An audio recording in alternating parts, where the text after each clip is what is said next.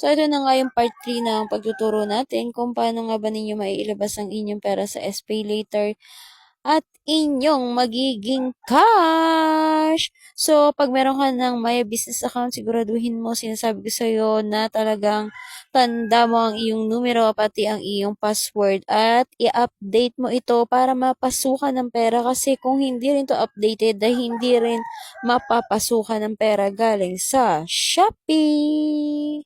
Pagkatapos mong makagawa ng Maya Business Account, ay pumunta ka ulit sa iyong Play Store at i-download naman kailangan mong i-download ang PayMaya. So, PayMaya naman ang iyong i-download at kagaya ng Maya Business Account, gagawa ka rin ng iyong account sa PayMaya.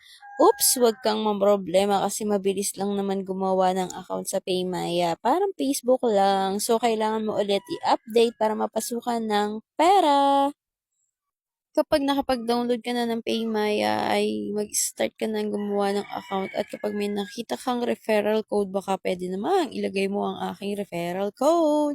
So, ganito ang makikita mo, start an account. So, sasagutan mo lang yan. Sinasabi ko pa ulit-ulit para ka lang gumagawa ng Facebook at ng iyong GCash kung meron kang GCash.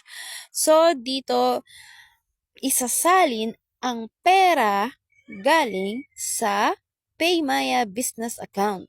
So, ang aking mahigpit na paalala paulit-ulit, simula pa lang sa una, kung gagawa ka ng iyong account, siguraduhin mo na kabisado mo ang iyong number at ang iyong password. Kung ikaw ay makakalimutin, ay isulat mo na sa papel para hindi mo makakalimutan kasi ito yung pinakang kailangan.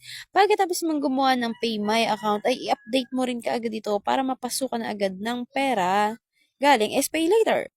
Kapag updated na ang iyong Maya Business account at ang iyong Pay My account, saka ko palang ipopost ang susunod na video dahil dito na tayo magpapasukan ng inyong pera at tumataginting na cash. So, sinasabi ko sa'yo, utang mo to, utang mo. So, ayun lang.